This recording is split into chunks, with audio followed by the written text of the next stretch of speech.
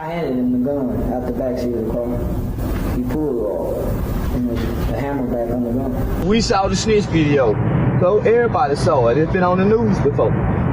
Just because you saw it, you still broke. Charleston White is correct. I'm a rapper, not a dealer. Be sure to catch my new show, 50 Cent, 50 Ways to Catch. 50 Cent ain't staying quiet. He's going all in on Charleston White. A wild old clip just popped back up, and it's got people talking nonstop. The video shows a young Charleston testifying in court against his own friend, and folks online are roasting him hard. This wasn't just a random moment. The footage clearly shows Charleston pointing fingers in court, throwing his own crew under the bus when things got real. And guess what? It led to some serious consequences. Now 50 Cent is jumping in, making his feelings loud and clear. You already know 50 doesn't play when it comes to loyalty. But is Charleston fazed? Not even close. He's brushing it off like it's nothing. Everybody's seen it before you seen it. It used to be on the news. I keep telling y'all, I made the news before. All what y'all doing, people I already seen. Laughing, cracking jokes, and even daring people to keep talking. He's standing by what he did. No shame in his game. Charleston's clapping back at critics and saying he did what he had to do. So what really went down? The clip shows a 16-year-old Charleston taking the stand, speaking on what happened back in 1991. According to him, his friend Antoine Doolittle went after Michael Levy, a man who was just trying to stop them from jacking coats and hats from a department store. Charleston told the court everything.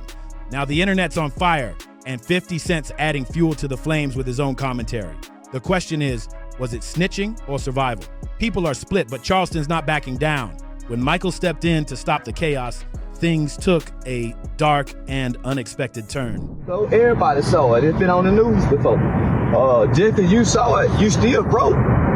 It don't change nothing. You still broke. I'm still rich. I'm still getting booked. It don't change. Charleston and Doolittle had been trying to dip out with stolen clothes, but once Michael confronted them, they panicked and tossed the gear out the window. But then, boom, out of nowhere, Doolittle pulled out a weapon and ended Michael's life on the spot. Charleston wasn't the one who pulled the trigger, but he wasn't just some random bystander either.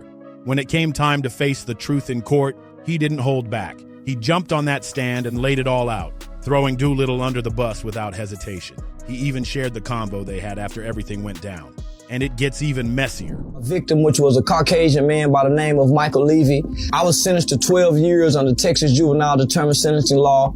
My 3 co-defendants, all of them was tried as adults. They were 15 and older. I was 14. So I went into a boys' home that was co-ed with boys and girls. So I spent my entire youth, my entire teenage life from 14 to 21 in the boys' home. When I got out at 21, my record was sealed. So there's no record of me ever being in trouble for that. Word is, Charleston was the one who gave Doolittle the weapon in the first place. He didn't do the actual shooting, but he played a major role, and then had the nerve to laugh about it afterward. He reportedly said something like, "Look, shot." And what did he do? Acting like it was no big deal. This wasn't just some street beef gone wrong. This was real life. Michael had a wife who loved him deeply, and they had just tied the knot, only 4 days before he was taken away. Her entire future was ripped apart in seconds. The heartbreak was unreal, and Charleston's cold attitude made it all hit even harder. They took everything from Michael's family, and Charleston didn't just help bring down Doolittle. He went even further. I hope it is. I want to snitch. I want to snitch. I want to tell. Whatever they call telling, snitching, I want to do it. And I want to make it cool to do. He testified against 3 of his own friends in court. Yeah, 3. When it was time to talk, Charleston talked a lot, naming names and spilling everything. His words helped seal their fate in a major way. In the end, Charleston got hit with 12 years behind bars for his part in the crime. But here's the twist. He didn't really come out the loser. While his friends faced some of the harshest consequences, Charleston's record ended up sealed. You think they're gonna stop booking me? You think they're gonna stop interviewing me? You think people gonna stop? No, you still gonna be poor, and I'm still gonna be rich and famous. That means when he got out, it was like a clean reset. No criminal record haunting him. He walked out with a second chance, while the others, they got buried under the system. Now the internet is in full attack mode, calling him a snitch, dragging his name, and replaying that old courtroom clip like it just happened. It's gone viral and people are furious. But Charleston, he's not sweating it, not even a little bit. He hopped online and posted his reaction like it was just another day. No remorse, no shame. He laughed in the face of the backlash, straight up mocked everyone calling him out like he enjoys the chaos. Why you think I told? I don't give a damn. I ain't friends with no. He even clowned his haters, saying this little scandal ain't gonna mess with his bag or stop his rise. According to him, people can talk all day online, but he'll still hit the stage, crack some jokes, and keep it moving. Charleston made it crystal clear he doesn't feel bad at all. No regrets, no guilt. He straight up said he never had real friends, and if he was put in the same position again, he'd do it all over without blinking. That's right, he said, don't give a damn, I ain't friends with nobody. He's standing 10 toes down on it. Honestly, nobody should be shocked by how he's acting. Charleston has been loud about one thing. He's not here to play by the street code. He's not trying to earn respect in the hood. He's trying to flip the game and shake things up, even if that means snitching on folks he once rolled with. I don't recommend doing 20 years for nobody. I don't recommend doing a life sentence for nobody. It's no honor amongst thieves. So why do I have to be honorable amongst thieves? Why? We all criminals and crooks. He's made it clear he's not about that ride or die life anymore. According to him, going down for someone else just because of some so-called loyalty, that's a no. He said, we all criminals and crooks, and he refuses to crash out for people who wouldn't do the same for him. During another wild interview, Charleston laid it out like this. I'm a citizen now. I'm a police ninja. I go vote. I'm literally an election judge. The last ninja to turn in the votes on election day. Ninja, you goddamn right. I'm a police ninja. I'm grown. I'm 40. I can't see being in jail at 50 for nothing. Charleston's not hiding behind any fake codes. He said it loud. I'll tell on everybody not to go to jail right now. And the wildest part, he means it. He lives by that rule and has no shame in letting the whole world know. This isn't just talk. He's been out here putting that energy into action. Word on the street is that Charleston might have had a hand in getting Brick Baby scooped up by the feds. Now, most people in that position would deny it, try to play it cool or stay low-key, but not Charleston. Put your mother ass in jail. I'm a boy, you making threats to the promoter? I got a recorded phone conversation with witnesses on the phone saying the promoter is scared for his life, that he got to live in Baton Rouge, that Boosie go send them people to get you. He said he can't have the show because Boosie goes, I said, nigga, I just hired the police. The promoter scary ass nigga. Yeah, nigga, Boosie is a hoe. And I bet he don't want to get in that boxing ring. He hopped online and basically celebrated it, boasting about how he helped put the heat on Brick. Here's how it went down.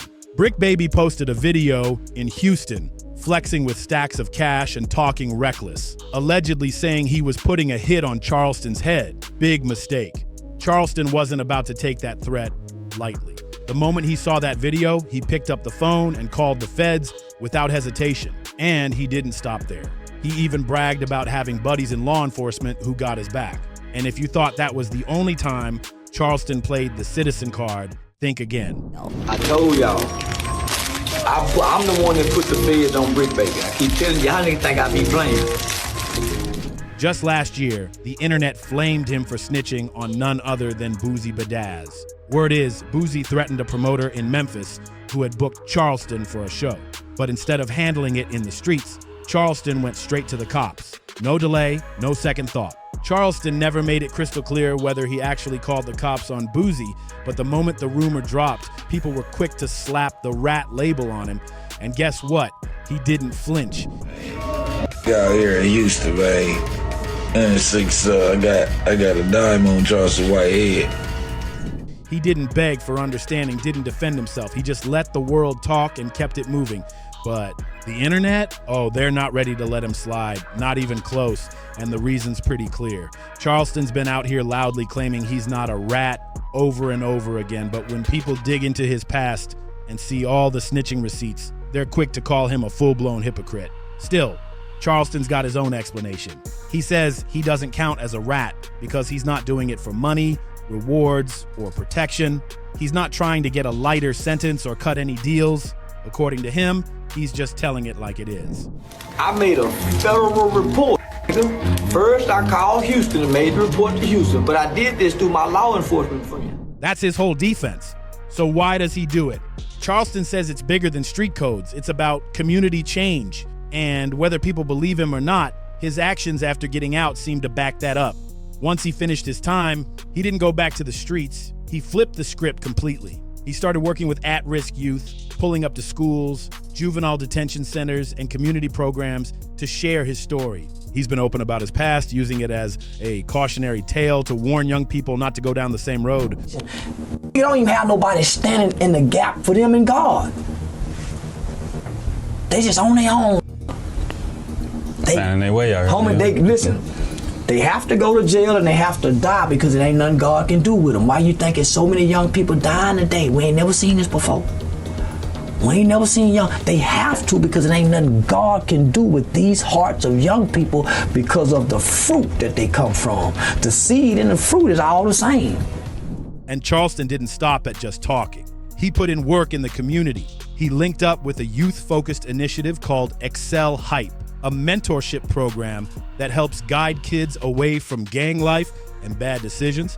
He's been out here, boots on the ground, trying to redirect kids who are close to falling through the cracks. He even threw out the idea of starting a snitching program for kids. Yeah, you heard that right. A whole program that teaches young ones how to safely report crimes to escape their dangerous environments. Most folks couldn't believe he said that, but Charleston swears it's about survival, not betrayal.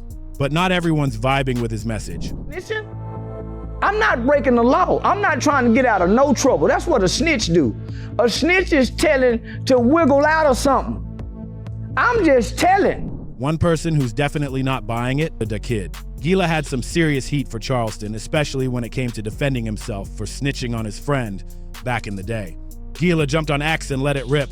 Can't beef with no ninja that's been ratting since the 90s. He a throwback rat. Now that hit a nerve. Charleston didn't let that one slide. He fired back with a wild post on IG saying, "I see Gillie the kid got smoke in his chest." But then things got real dark.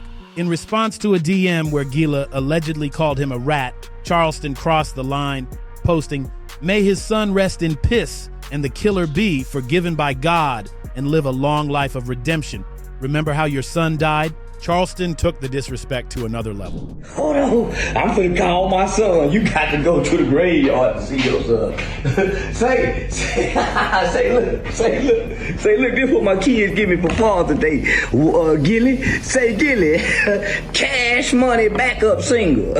Say, cash money backup single. I'm sorry, backup dancer. And this time, he crossed every line. He didn't just clap back at Gillie the kid. He went for the jugular.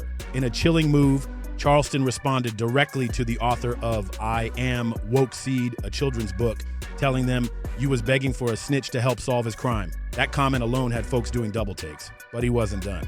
Charleston followed up with a video, and it was brutal. He captioned it with, "You still talking street after they unalive Junior. I'm a little bit disappointed, you and sir." Then came the video itself, and it shocked even his supporters. In the clip, Charleston mocked the heartbreaking loss of Gillie's son with zero remorse. He coldly said, "You got a dead son, and you talking about snitching, ninja. Power. That ninja shot your son in the head, boy. Unalive.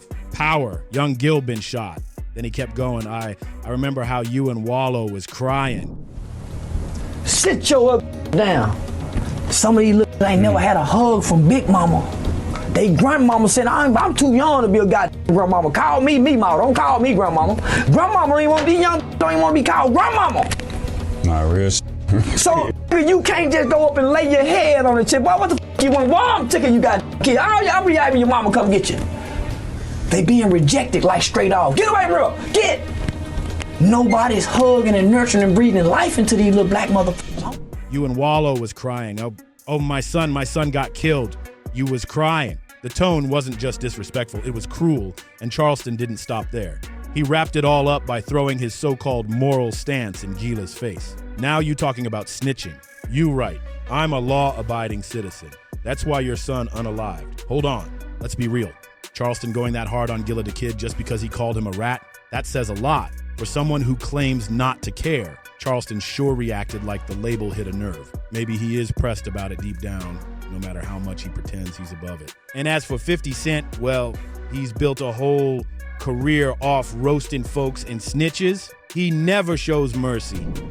Let me learn from this. Let me move different in life. Let me not be disrespectful. Let me be an antagonist. Or that woman, God bless Michael Levy's soul and condolences his entire family as well. they going through with this loss. But you still on the internet clowning, bragging about you killed white man before. Just look at how he's been on Big Meech's neck lately, calling him a rat, making fun of him left and right, and clowning the whole legacy that once had the streets locked in. So with all that noise around 50 trending heavy online, Charleston had to jump in and toss his 2 cents into the mix. He popped up on the Danza Project and aired out his thoughts. According to Charleston, the back and forth between 50 and Big Meech wasn't even fair. He called it a total mismatch. He claimed that Meech and 50 didn't even belong in the same convo when it came to talent or skills. In his eyes, 50 was just using his platform to bully someone who couldn't fight back in the same way. And what did 50 say about Charleston coming for him? Here's the shock. 50 didn't snap back. He didn't launch into one of his classic Instagram rants or call Charleston out by name. Nope. Instead, he posted a slick video on IG promoting his new show. And in that clip, he actually seemed to agree with Charleston's take. Let's be real. Charleston White dodged a bullet this time. Lucky for him, 50 Cent's got his sights locked on someone else right now. But don't get it twisted. Charleston's still out here doing what he does best, keeping the internet in chaos. Whether he's calling folks out or going viral for the wrong reasons, he knows exactly how to stir up drama and keep people talking. Yeah, he says he wants to change the community, and maybe part of that is true, but the way he moves, the internet's not giving him a free pass just because he says it's all for the greater good. He's not showing remorse, he's not apologizing, he's doubling down every time. So now we gotta ask, is Charleston really trying to be a game changer, or is he just loving the spotlight a little too much? Is this all for clout, or does he actually believe in what he's preaching? Let us know what you think in the comments. Don't forget to like, share, and subscribe so you never miss what's really going down in the culture. Hit that bell and stick around to see what's popping off next, right here in our hood.